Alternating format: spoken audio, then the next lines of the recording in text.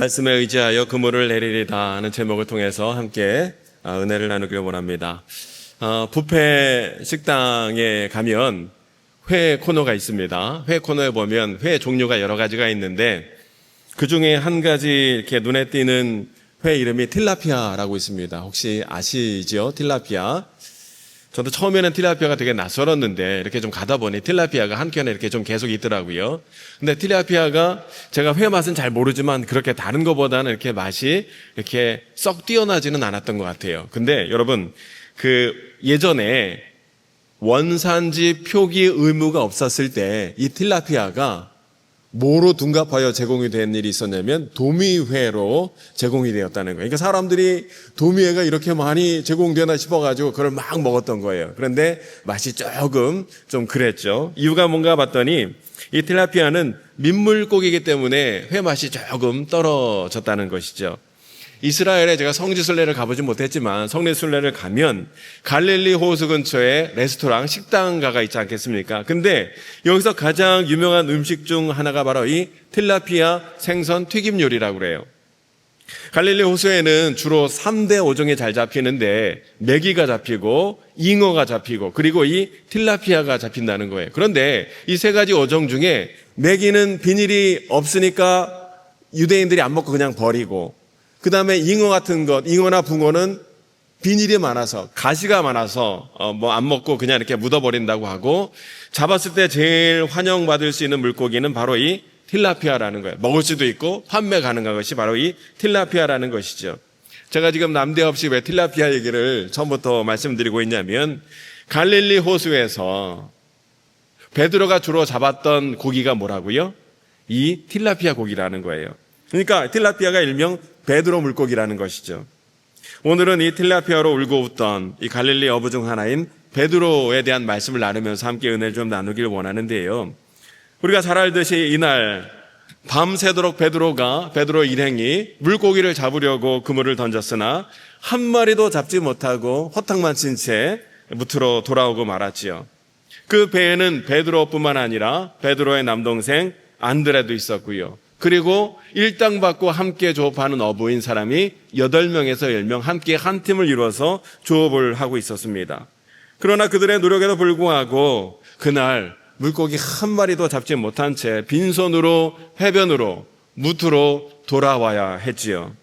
더 이상 그물질할 힘도 없었고, 무엇보다 힘든 건 베드로 입장에서 일당 받고 일하는 이 어부들에게 일당을 주기 위해서는 고기를 그래도 어느 정도 잡아야 일당을 챙겨줄 텐데 한 마리도 잡지 못했기 때문에 이들에게 뭔가를 줘서 보내야 되는데 한 마리도 잡지 못했기 때문에 베드로의 마음이 그 어느 때보다 마음이 무거웠다라는 것이죠.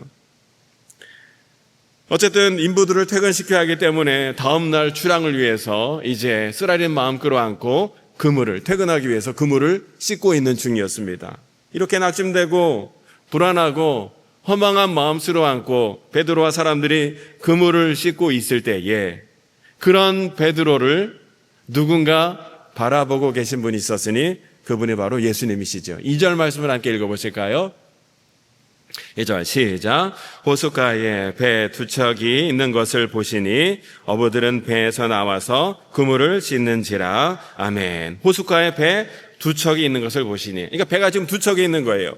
하나는 베드로 배인데 또 하나는 안드레 요한배였습니다. 당시에는 조업을 2개의 배가 쌍을 이뤄서 조업을 해야 했다는 것이, 서로 도와야 하기 때문에 여러분, 지금 베드로의 배에만 고기가 없었던 것이 아니라 동업관계에 있었던 야고보와 요한의 배도 한 마리 잡지 못한 채 그물을 씻고 있었던 거예요.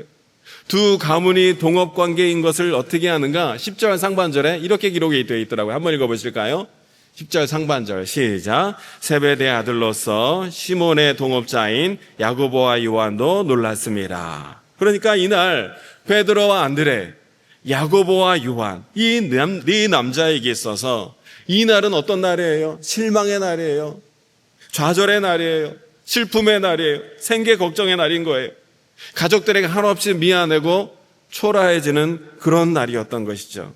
그런데 여기 2절에 다시 보면 2절 말씀 함께 띄워보실까요? 2절에 보시면 호숫가에 배 2척이 있는 것을 보시니 이렇게 나와 있는데, 여기서 보시니에 해당하는 헬라어 단어가 에이덴이라는 단어가 쓰였는데, 에이덴이라는 헬라어 단어는 어떤 뜻이냐면 관찰하다, 주목하다, 면밀하게 살펴보다가 바로 이 에이덴인 거예요. 그러니까 어떤 대상을 목적이나 의도를 가지고 세심하게 바라보고 관찰하는 것이 바로 이 에이덴인데, 예수님께서 베드로를 이렇게 에이덴 하신 거예요. 그러니까 무슨 뜻입니까? 예수님께서는 길을 지나가시다가 우연히 눈에 띄어서 베드로와 그 일당을, 그 무리의 사람들을 보신 것이 아니라 목적과 의도를 가지고, 뜻과 계획을 가지고 베드로를 지금 바라보고 계셨다는 거예요. 예수님은 어깨가 축 처진 채로 허망한 마음 쓸어안고 그물을 씻고 있는 베드로와 나머지 이 세 남자, 이 네 명의 남자를 지금 주목하여 보고 계신 중이셨다는 것이죠.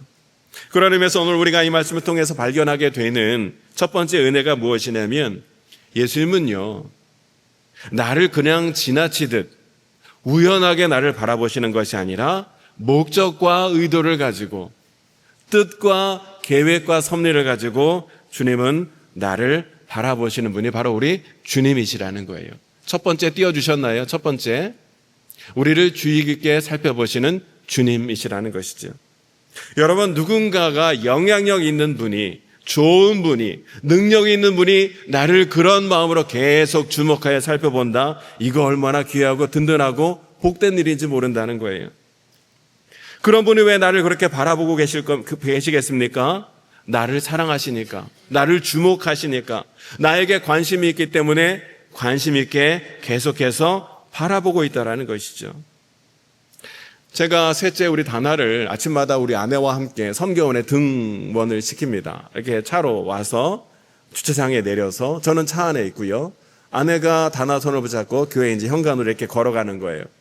걸어가는 그 5m, 10m 거리를 갈 때에 다나가 엄마 손을 잡고 가다가 뒤돌아봐서 저에게 손을 흔들고, 또 가다가 뒤돌아서 또 저에게 손을 흔들고, 가다가 또 흔들고, 가다가 또 뒤돌아봐서 흔들고, 계속 돌아보면서 손을 흔들면서 들어가는 거예요. 왜 계속 흔들면서 뒤를 돌아볼까요? 아빠가 자기를 사랑의 눈빛으로 하트 뿅뿅으로 바라보고 있다는 것을 알고 있기 때문에 가다가 뒤돌아보고, 가다가 뒤돌아보고, 가다가 뒤돌아보고 계속 손을 흔드는 거예요. 그런 셋째 딸의 모습을 보면서 오늘 하루도 선교원에서 말씀 가운데, 은혜 가운데 기쁨과 행복하게 잘 다녀오길 바라는 마음으로 기도하면서 저는 눈에서 하트 뿅뿅 나오면서 셋째 아들을 또 바라보고 있죠. 사랑하는 여러분, 하나님께서 우리 서산제일교회 성도님 여러분 한 사람 한 사람을 그러한 사랑의 눈으로 선한 의도를 가지고 우리를 바라보고 계신 줄로 믿습니다.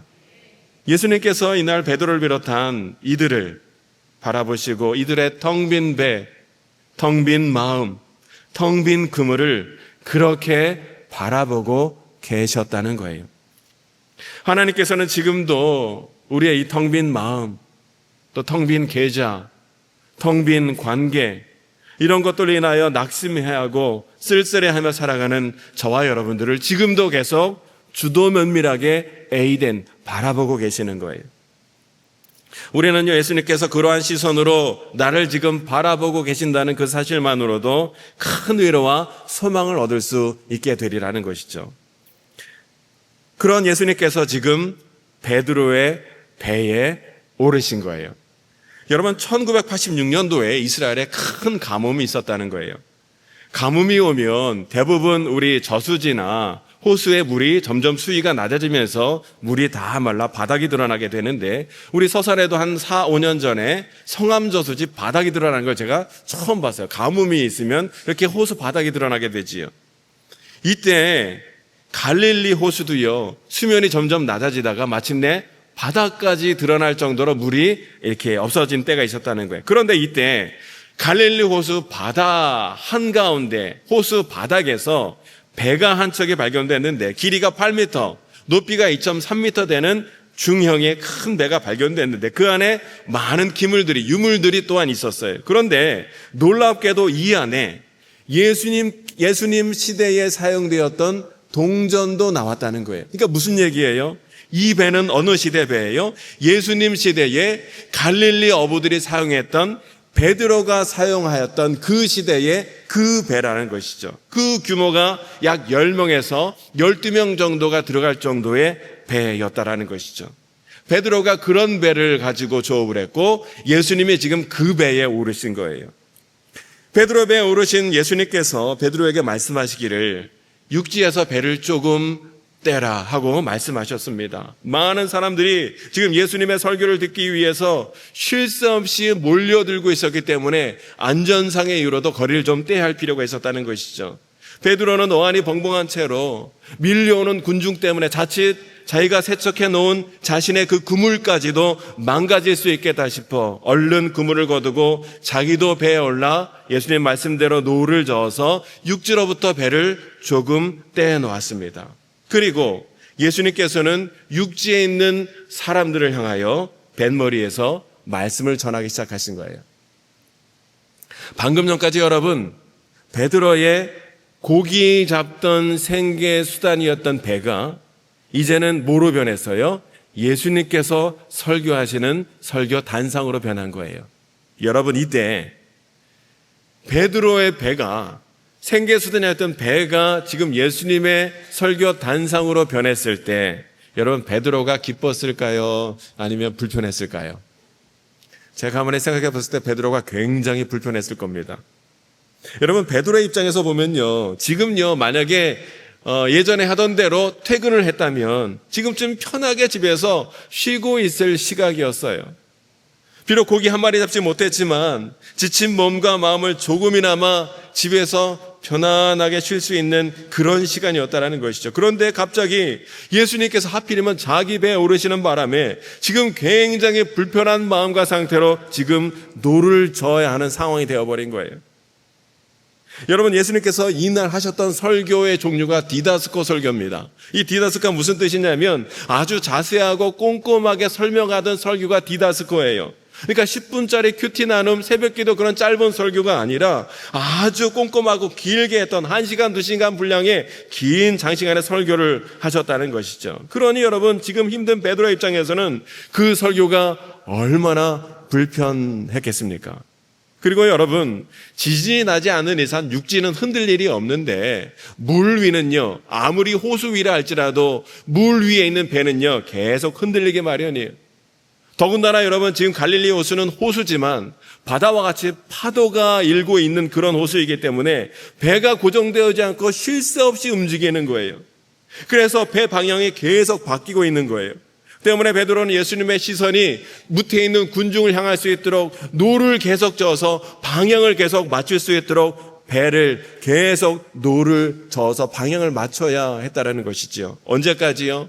디다스코 이 장시간의 설교가 끝날 때까지 계속 노를 저며 방향을 맞춰야 했다는 거예요. 밤새도록 고기 잡기 위해 그물질 하느라 체력 소모를 다 소진했던 베드로가 피곤한 몸을 이끌고 장시간의 설교를 들으면서 지금 노를 계속 저어야 하는 상황 가운데 있었던 것이죠. 그러니 여러분, 얼마나 피곤하고 얼마나 불편하고 얼마나 마음이 어려웠겠냐는 거예요. 그런 의미에서 오늘 우리가 함께 나눌 두 번째 은혜는 무엇이냐면 예수님께서는 때로 우리 삶에 불편하게 개입하실 때가 있다는 거예요. 여러분, 만약에 예수님께서 오늘 이 땅 가운데 오셔서 여러분의 집에서 기거하시겠다 하고 이제 들어가신다면, 한 달, 2달 계속 살아야 된다면, 여러분, 솔직히 기쁠까요? 불편할까요? 저는 개인적으로 조금 불편할 것 같습니다. 왜 그러냐면, 저는 여러분 모태신앙이지만 예수님이 제 배에 처음 오르신 것은 1993년 여름이었어요. 7월 달이었습니다. 제가 대학교 2학년 때 상동, 포천에 있는 상동 그 기도원에서 처음 저는 배에 올랐다는 얘기는 제가 뭐 고기를 잡았다는 것이 아니라 제가 인격적으로 예수님을 만났을 때가 바로 1993년도였어요. 그때 저는 인격적으로 예수님을 만나는 가운데 주님, 제가 주님께 제 삶을 드리겠노라 헌신하고 결단하는 가운데 시험을 다시 봐서 감신대 다시 94년도에 들어가게 되었어요. 그런데 여러분, 신학교에 들어가고 나서부터 제 삶이요, 너무너무 불편해지는 거예요. 그전에는 제가 하고 싶은 거 그냥 하면 돼요. 가고 싶은 곳 그냥 가면 돼요. 보고 싶은 거 그냥 보면 돼요. 눈치 볼 거 없이. 그런데 예수님을 인격적으로 만나고 나서부터는, 신학생이 되고 나서부터는, 사역자가 되고 나서부터는 여러분, 제가 하고 싶은 것을 마음대로 못하는 거예요. 말도 조심해야죠. 행동도 조심해야죠. 성도님들 눈치도 봐야죠. 모든 게 다 조심스럽고 물론 주 안에서 누리는 자유함과 기쁨과 은혜는 넘쳤지만 제 삶의 모습 가운데 제가 조심하고 근신하고 또 절제하고 제 몸을 쳐서 복종하는 가운데 훈련해야 하는 것들이 너무나 불편하고 어렵더라는 것이죠. 지금도 솔직히 불편합니다. 여러분, 목사이기 때문에 함부로 생각하면 안 됩니다. 함부로 판단해서도 안 되고요. 함부로 절망해서도 안 돼요. 뭔가를 함부로 막 계획해서도 안 돼요. 함부로 말이나 행동을 해서도 안 돼요. 누구 때문에? 예수님 때문에. 나를 설교 단상으로 사용하시는 예수님 때문에 내 삶의 모든 것을 조심하고 제어하기 때문에 굉장히 때로는 불편하더라는 것이죠. 여러분, 사르밧 과부의 집에 누가 찾아왔냐면 엘리야 선지자가 찾아오게 됩니다. 사람들은 이걸 보고 생각하기를, 이야, 능력 많은 엘리야 선지자가 이 사르밧 과부 집에 찾아왔기 때문에 이제는 그의 집에 그릇 가운데 기름과 밀가루가 마를 날이 없겠구나, 좋겠구나, 행복하겠구나 라고 생각할 수 있을지 모르지만 여러분, 그것은 잠시뿐이지요. 엘리야 선지자가 그 집에 머문 것은요, 여러분, 하루 이틀 잠깐 머문 게 아니었어요. 하숙을 하는 거예요. 계속 머물러 있었던 거예요. 여러분 집에 우리 하주 같은 예쁜 손주가 또 손녀가 이렇게 집에 오랜만에 찾아오면 얼마나 반갑고 기쁩니까? 반가운 거예요. 너무 반가워요. 오면 반가운데 가면 어떻다고요? 더 반가운 거 아니겠습니까? 오면 반가운데 가면 더 반가운 거예요. 더 반가운 거예요. 무슨 뜻인지 아시죠? 하다못해 예쁜 손주들도, 눈에 넣어도 안 아픈 손주들도 함께 지내는 것이 때로는 힘들고 버거운법이거늘, 하물며 여러분, 목회자가 내 집에 가서 계속 머물러 생활한다면, 여러분, 이구일 담임 목사님이 여러분 집에 3달 동안, 목사님이 이제부터 제가 장로님 집에 3달 동안 이제 좀 살아야 되겠습니다, 그러면서 3개월 동안 여러분 집에 함께 사시겠다고 하면 여러분 할렐루야 그러시겠습니까? 아니면 물론 여러분들은 다 할렐루야 하시겠지만 부담스러운 거예요. 사르밧 과부는 여성입니다. 함부로 옷을 갈아입을 수도 없었겠고요. 또 함부로 화장실도 못 갔겠고요. 삼시세끼를 계속 또 준비를 해야 되고, 청소도 해야 되고, 세탁도 해야 되고, 눈치도 봐야 되고, 목회자와 선지자도 이렇게 불변하거늘, 하물며 예수님께서 나의 삶에 개입하셔서 예수님이 나와 함께 늘 동행하신다. 이것 때로는 어려울 수도 있는 얘기라는 것이에요. 그렇게 불편하게 예수님이 어느 날 문득 베드로의 삶에 개입하여 들어오신 거예요. 베드로는 실은 내색 못하고 지금 언제 끝날지 모르는 디다스코 긴 설교를 들으면서 배가 똑바로 해변을 향할 수 있도록 계속 지금 노를 저어야 하는 그런 상황이 있었던 것이죠. 그러던 와중에 드디어 설교가 끝난 거예요. 저번에 패밀리 퍼스트 우리 컨퍼런스 할 때 저녁 집회 끝났는데 이제 설교 말씀이 딱 끝나니까 여기 있던 어떤 꼬마애가 끝났다 하면서 좋아하더라고요. 그러던 와중에 설교가 이제 끝나는 거예요. 그러면 이때 예수님께서 수고한 베드로에게 어떻게 해주시고 무슨 말을 해주시면 좋습니까? 베드로 너무 수고 많았다. 베드로 덕분에 내가 사람들에게 은혜롭게 말씀을 잘 전할 수 있어서 너무 고맙다. 이제 집으로 가자. 해안으로 가자. 무트로 가자. 내가 당신을 위해서 기도해 줄 것이고 또 필요하면 내가 필요한 일당도 좀 챙겨주겠다. 이렇게 말씀하시면 얼마나 좋았겠습니까? 그런데 예수님께서 설교를 마치시자 베드로에게 뭐라고 말씀하셨냐면 4절 말씀을 함께 보실까요? 4절 함께 있습니다. 시작. 말씀을 마치시고 시몬에게 이르시되 깊은 데로 가서 그물을 내려 고기를 잡으라. 아멘. 지금 예수님께서는 설교 끝나자마자 베드로에게 해변으로 가자, 무트로 가자, 집으로 가자라고 말씀하신 것이 아니라 반대로 깊은 곳으로 가자는 거예요. 여러분, 깊은 곳이 요만큼 가는 거리가 아닙니다. 갈릴리 호수에 얼마나 넓습니까? 바다와 같은 넓은 곳이죠. 그 깊은 데로 가려면 한참을 누워져서 가야 되는 거예요. 만약 여러분 지금 이 상황에서 다른 사람이었다면 예수님의 이 깊은 데로 가자 하는 이 말씀에 감정이 폭발해서 무너져 버릴 수도 있었을 거예요.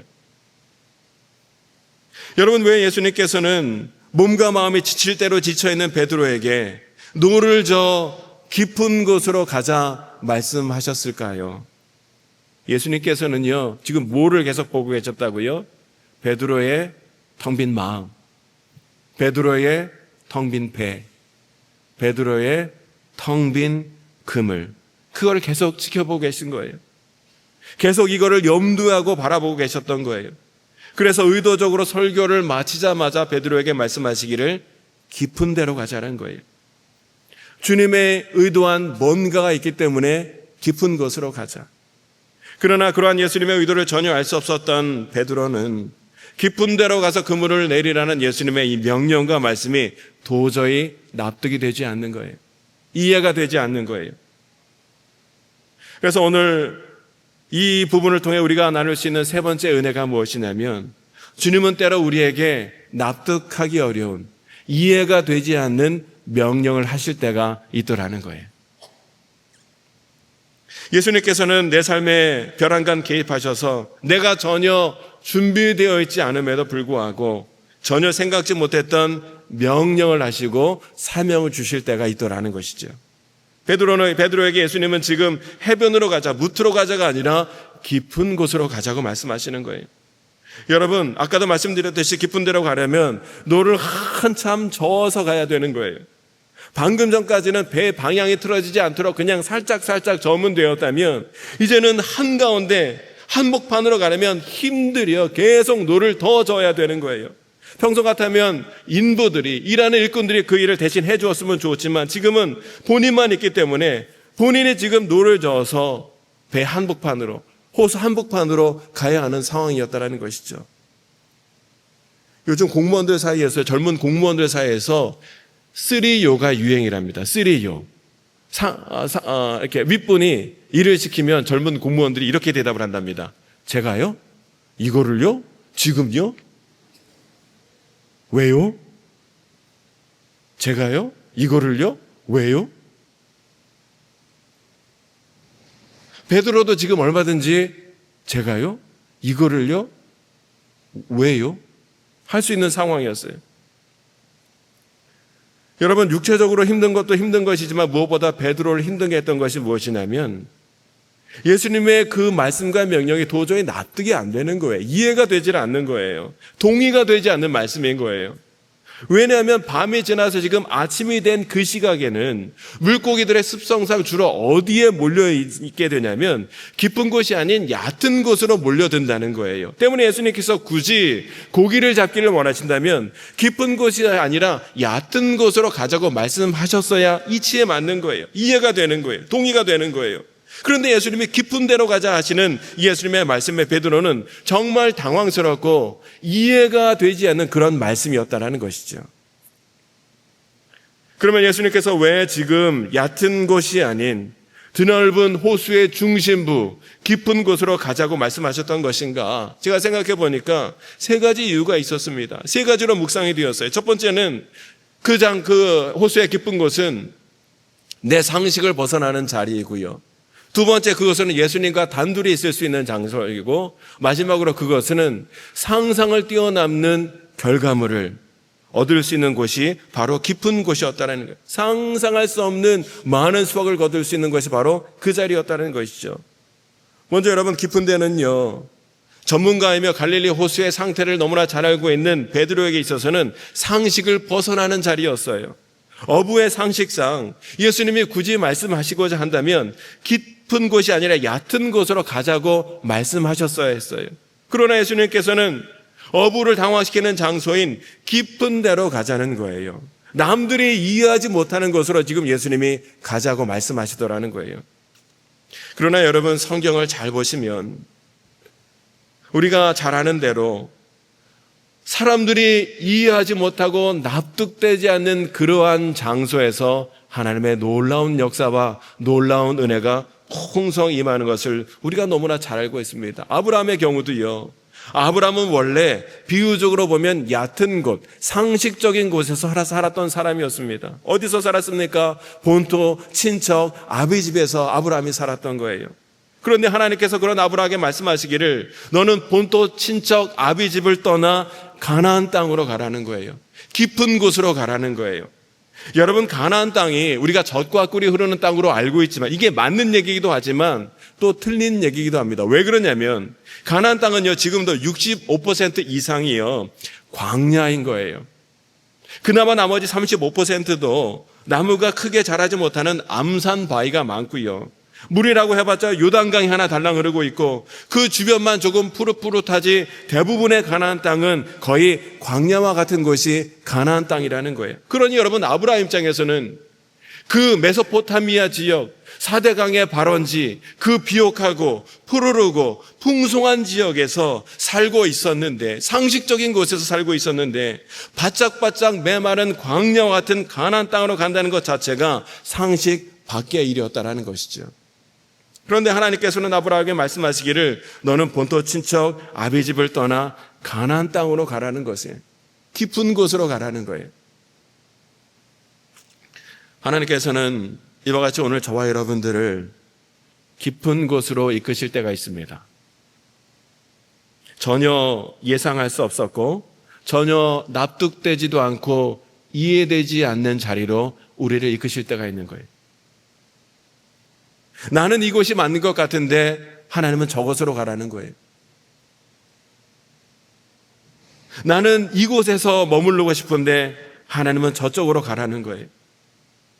최근에 하나님이 여러분들을 전혀 이해할 수 없는 일과 상황과 환경으로 이끄시는 것이 있다면 여러분, 속는 셈 치고가 아니라 믿음으로 그 깊은 곳으로 갈 수 있기를 원합니다. 왜냐하면 불안하고 긴장되고 납득되지 않는 그런 장소이라 할지라도 그곳에서 우리 삶 가운데 놀라운 하나님의 은혜를 우리가 만날 수 있게 되기 때문이라는 거예요. 두 번째로 여러분, 깊은 곳이란 예수님과 단둘이 있을 수 있는 곳이었어요. 갈릴리 해변가는 예수님의 설교를 마치자마자 예수님을 보고 예수님을 만지고 예수님을 만나려는 사람들로 인산인해를 이루고 있었어요. 지금도 여러분, 유명 인사가 나타나면 많은 사람들이 한꺼번에 몰려들지 않습니까? 그런데 여러분, 이 갈릴리 호수 중심부는요, 다른 사람들이 전혀 접근할 수도 없고 다른 사람들이 방해할 수 없는 그런 자리였어요. 그야말로 예수님은 베드로와 단둘이 있을 수 있는 그런 자리가 바로 깊은 곳이었다는 것이죠. 여러분, 사랑과 우정이 어디서 싹트게 됩니까? 사랑과 우정은, 누군가의 사랑과 우정은 많은 사람들과 함께 모였을 때 싹트는 것이 아니에요. 단둘이 있을 때에 사랑과 우정이 싹트게 되지요. 여러분, 생각해 보십시오. 평생 친구가 된 관계를 떠올려보면 그 친구와 수많은 사람이 아니라 늘 그 친구와 함께 다니고 함께 이야기하고 함께 시간을 보냈을 때 그 친구와 단짝 친구가 되는 법이에요. 가족도 마찬가지죠. 함께 식탁을 나누고 함께 걷고 함께 시간을 나누고 함께 추억을 나눌 때에 가족의 사랑이 깊어지게 되는 거예요. 예수님께서 왜 베드로를 깊은 데로 부르셨습니까? 베드로와 단둘이 있는 시간을 원하신 거예요. 무리들 속에서는 전혀 들릴 수도 없었고 전할 수도 없었던 주님의 음성이 단둘이 있을 때는 베드로의 심령 가운데 깊이 있게 들어갈 수 있게 되기 때문에 깊은 곳으로 가자는 거예요. 사랑과 우정이 이 단둘이 있는 자리에서 깊어지게 되듯 예수님은 베드로와 그 깊은 곳에서 단둘이 있는 가운데 친밀한 관계를 맺기를 원하셨기에 베드로 하여금 깊은 데로 가자 말씀하시는 거예요. 마지막으로 여러분, 깊은 곳은요, 예상 밖의 수확을 거둘 수 있는 그런 자리였습니다. 여러분, 그물이라는 것이 한없이 펼쳐지는 것이 아니라 제한된 직경이 있습니다. 범위가 있는 거예요. 아무리 힘껏 그물을 던진다 할지라도 그물은 그 크기가 정해져 있는 법이에요. 즉, 그물을 통하여 많은 물고기를 잡으려면 물고기들이 넓게 퍼져 있는 곳은 안 되고 물고기들이 층층이 깊이 있게 모여 있는 곳에서 그물을 던져야 됐다는 거예요. 얕은 곳에서는 물고기들이 한 층으로 넓게 퍼져 있을 수밖에 없지만 깊은 곳에서는 물고기들이 층층으로 모여 있을 수 있기 때문에 여러분 한꺼번에 많은 물고기를 잡기 위한 조건을 갖추고 있는 것이 바로 이 깊은 곳이었다라는 거예요. 때문에 깊은 곳에서 한 번에 그물질을 하는 것이 얕은 곳에서 여러 번 그물을 할지는 것보다 훨씬 더 고기를 많이 잡을 수 있기 때문에 예수님은 일부러 층층이 모여 있을 깊은 곳으로 가자 말씀하셨다는 것이죠. 여러분, 오늘 이 그물은요, 우리의 한계를 말씀하고 있습니다. 우리의 지혜의 한계, 지식의 한계, 생각의 한계, 인맥의 한계, 능력의 한계를 상징하고 있는 것이 이 그물은 직경이 이미 정해져 있는 거예요. 더 많이 잡고 싶어도 잡지를 못하는 거예요. 그런데 여러분, 깊은 데로 가면 내 그물의 크기와 상관없이 은혜와 축복들이 층층이 농축되고 누적되어 있기에 깊은 곳에서 많은 은혜를 우리가 거둘 수 있게 되었기 때문에 깊은 곳으로 가자는 것입니다. 여러분, 성경책 다음으로 많이 읽혀지는 책이 무엇이냐면 철로역정입니다. 철로역정은 존 버년이 쓴 책인데 존 버년이 이 철로역정 책을 어디서 기록했나 봤더니 여러분, 존 버년이 철로역정 책을 무슨 시설 좋은 도서관에서 쓴 것도 아니고 카페에서 커피를 마시면서 쓴 것도 아니고 존 버년이 이 책을 어디서 썼나 봤더니 감옥에서 이 놀라운 책을 썼다라는 것이죠. 뿐만 아니라 철로역정뿐만 아니라 이 존 버년은 넘치는 은혜라는 책도 썼다는 거예요. 그러니까 이 존 버년은 이 감옥이라는 깊은 곳에서 넘치는 은혜를 그가 발견하고 경험하게 되었다는 거예요. 다행히도 베드로는 그 깊은 곳으로 가자는 예수님의 명령에 이렇게 반응을 했습니다. 우리 5절 말씀을 함께 읽어보실까요? 5절 함께 했습니다. 시작. 시몬이 대답하여 이르되 선생님, 우리들이 밤이 새도록 수고하였으되 잡은 것이 없지만은 말씀에 의지하여 내가 그물을 내리리다 하고 아멘. 예수님의 그 명령이 도저히 납득되지 않고 이해되지 않고 황당한 명령이었지만 베드로는요, 지금 주의 말씀 의지하여 깊은 곳으로 나아가 그곳에서 그물을 내리는 거예요. 그런데 여러분, 여기서 중요한 것이 무엇이냐면 베드로는 그곳에서 그물을 내리되 마지못해서 억지로 그물을 내리는 것이 아니라 여기 보면 내가 그물을 내리리다 할 때 이 내리다에 쓰인 헬라어 단어가 무엇이냐면 칼라소라는 단어예요. 이 칼라소라는 단어가 무슨 뜻이냐면 능동적인 의지가 담긴 단어가 바로 이 칼라소인 거예요.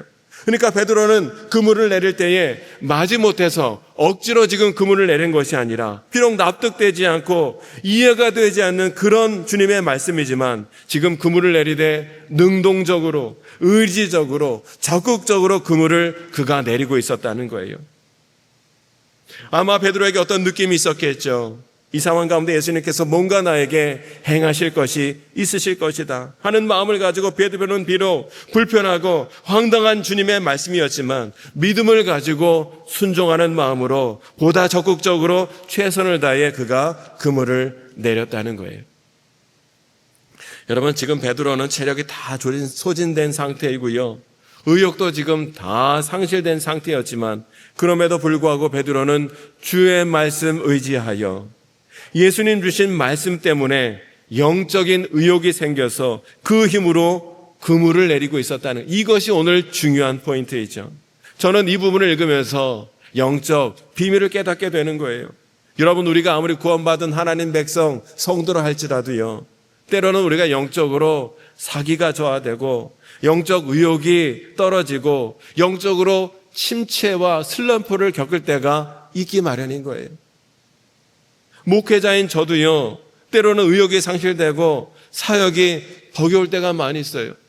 내가 뭐하러 이렇게 목회를 하나 자괴감이 들 때도 가끔 있어요.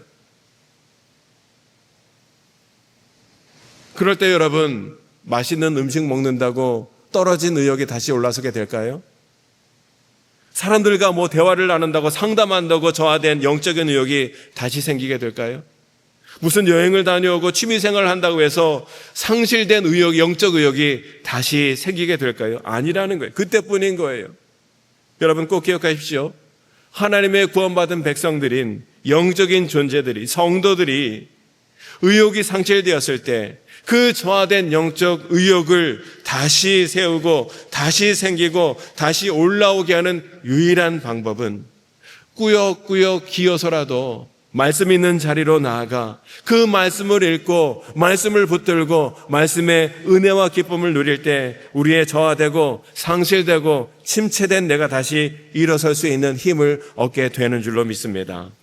때문에 여러분, 이 자리에 혹시 어떤 사건으로 말미암아, 어떤 사람으로 말미암아, 어떤 환경으로 말미암아 내 신앙, 내 믿음 다 떨어지고 의욕이 사라지고 영적으로 침체되고 슬럼프의 과정을 겪고 있는 분들이 있다면 여러분, 다른 어떤 것 하려 하지 마시고요, 억지로 꾸역꾸역 기어서라도 말씀 있는 곳으로 가서 말씀 붙들고 말씀 읽고 말씀을 먹기 시작할 때 그 말씀의 은혜와 능력으로 말미암아 우리의 침체된 영혼이 다시 소성되어지는 역사를 누리게 될 줄로 믿습니다.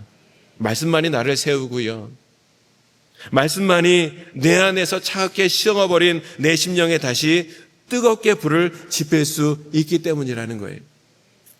자신의 수고와 노력으로 밤새 그물질을 했으나 고기 한 마리 잡지 못해 실망하고 낙심해 있던 이 베드로가 주의 말씀을 듣고 주의 말씀을 의지하여 주의 말씀에 순종하는 가운데 깊은 데로 나아가 힘껏 그물을 던졌을 때 여러분, 어떤 일이 벌어지게 되었다고 말씀하고 있습니까? 6절 말씀을 함께 읽어보실까요?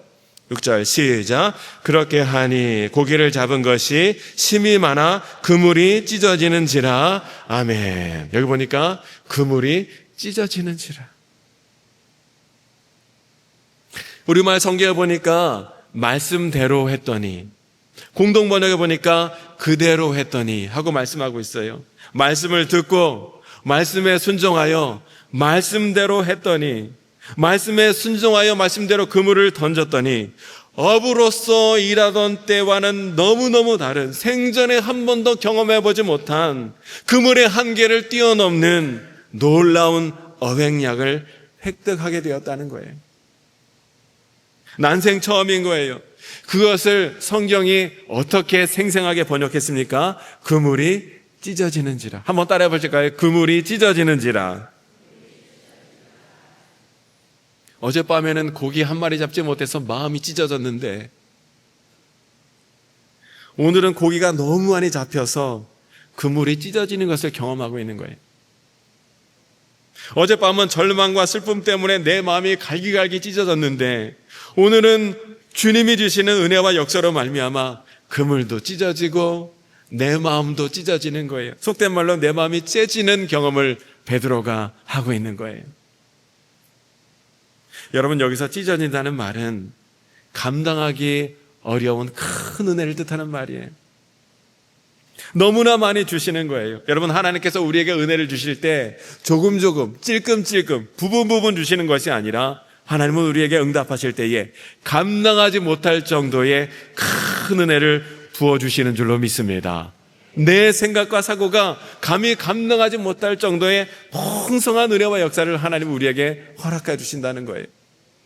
그런 의미에서 오늘 마지막으로 우리가 발견하게 되는 은혜가 무엇이에요? 하나님은 우리에게 응답하실 때에 풍성하게 응답하시는 주님이시라는 거예요. 여러분, 하나님은 우리를 세밀하게 관찰하시고 불편하게 개입하시고 때로는 이해되지 않고 납득되지 않는 명령을 주시는 주님이시지만 우리가 그 말씀에 순종하여 그물을 던지기만 하면 찢어지는 은혜, 도저히 감당 안 되는 풍성한 은혜를 우리가 경험하게 될 줄로 믿습니다. 말씀을 정리하겠습니다. 여러분, 세계의 모든 높은 산들이 거의 다 정복이 되었어요. 에베레스트 산도 정복되었고요, 히말라야도 정복되고 K2도 정복되고요. 어느 정도로 정복되었냐면 많은 사람들이 그곳에 올랐기 때문에 그 사람들이 버린 쓰레기로 그 높은 산들이 넘쳐날 정도로 많은 사람들이 이미 높은 줄령을 점령했다는 거예요. 그런데 이 지구상에 정복되지 않는 유일한 장소가 있으니 그것은 바다 깊은 심연이라는 거예요. 큰 산은 정복되었으나 바다 깊은 곳은 물의 압력과 깊이 때문에 사람들이 함부로 들어가지 못하는 거예요. 함부로 들어가지 못하기 때문에 사람의 흔적이 바다 깊은 곳 심연에는 전혀 없다는 것이죠. 오직 누구만 계시는 거예요? 전능하신 창조주 하나님의 흔적만이, 하나님만이 그곳에 계시고 하나님만이 그곳에 가실 수 있는 것이에요. 여러분, 우리가 세상을 잘한다고 생각하지만 내가 알지 못하는 세상이 여러분 훨씬 더 많습니다. 내가 신앙생활 오래 해서 성경도 많이 읽어서 내가 신앙생활, 영적 생활 많이 안다고 생각하지만 영적 세계는 너무나 크고 넓어서 우리가 결코 알지 못하는 영적 세계가 얼마나 많은지 모른다. 그것이 오히려 더 많은 거예요. 우리가 한 번도 누리지 못하고 가보지 못하고 경험하지 못한 영적 신비한 세계가 얼마나 많은지 모른다는 거예요. 그 영적인 깊은 세계로 주님은 오늘 저와 여러분을 함께 이끌길 원하시는 거예요. 주님은 오늘도 우리에게 말씀하시며 명령하시고 도전하십니다. 깊은 데로 가자는 거예요. 깊은 데로 나아가라는 거예요. 말씀의 자리로 가라. 순종의 자리로 가라. 기도의 골방으로 가라. 그곳이 깊은 곳이며 그 깊은 곳에 찢어지는 은혜, 넘치는 은혜가 있다는 거예요. 주님은 이렇게 넘치는 은혜와 역사 있는 것으로 우리를 이끄시기 위하여 우리에게 깊은 데로 가라 말씀하시며 명령하시는 거예요. 때문에 우리는 그 말씀을 의지하여 깊은 곳으로 나아가 의리적으로 기쁜 마음으로 능동적으로 그물을 내리게만 하면 우리는 오늘 베드로와 같이 한 번도 경험하지 못한 풍성하고 넘치는 은혜를 우리가 경험하게 될 줄로 믿습니다. 여러분, 우리가 보고 있는 이 성경책, 이거는 원래 우리가 보면 안 되는 책이었습니다. 원래 중세까지만 해도. 그런데 이 성경책이 교황들만, 사제들만 읽을 수 있도록 라틴어로 되었기 때문에 일반 서민들은, 일반 백성들은 성경책을 읽을 수조차, 구경조차 할 수도 없는 책이었어요. 그런데 최초로 일반인들이 성경을 읽을 수 있도록 번역한 성경이 나왔는데 그게 바로 동일어 번역본이고, 이 동일어 번역본을 만든 사람이 바로 종교개혁가 마틴 루터였습니다. 루터는 당시 독일 사회에서 추방받은 사람이었어요. 종교가 썩었다, 교회가 썩었다 자꾸 그러니까 교황과 황제에게 이단으로 찍혀서 추방됐던 인물이 바로 마틴 루터이지요. 그런데 어떤 친구가 그를 한 시골 성 높은 옥탑방에 숨겨주었다는 거예요. 마틴 루터가 아무도 없는 그 옥탑방에 혼자 고독하게 있는 가운데 머리도 기르고 사람들이 알아보면 안 되니까 수염도 기르고 이름도 융카라고 바꾸는 가운데 그곳에서 깊은 곳에서 외로운 시간을 보내는 가운데 그 절망의 깊은 곳이라 할 수 있는 그곳에서 외로이 지내는 동안 하나님을 더욱더 깊이 만나게 되었고 하나님을 경험하게 되었고 하나님의 명령, 성경을 독일어로 번역하라는 명령을 듣게 되는 거예요. 그래서 마틴 루터에 의해서 최초로 독일어 신약 성경이 세상에 나온 것이에요. 만약에 그것이 아니었다면 이 일반인들이 읽을 수 있는 성경은 이 세상에 나오지 않았을 거예요. 루터라는 한 사람이 그 깊은 곳에서 하나님 말씀을 붙들고 하나님 명령에 순종했을 때 오늘 우리는 자유롭게 하나님 말씀을 읽을 수 있는 이 성경책, 시면 가운데 심겨져 있는 것 같은 이 성경책을 마음껏 읽을 수 있는 은혜를 우리가 누리게 되었다는 거예요. 무엇 때문에? 누구 때문에? 한 사람이 깊은 곳에서 주의 말씀에 순종했을 때 우리가 이 은혜를 누리게 되었다는 거예요. 오늘 저와 여러분들도 주의 말씀에 순종하여 깊은 곳으로 나아가야 될 줄로 믿습니다.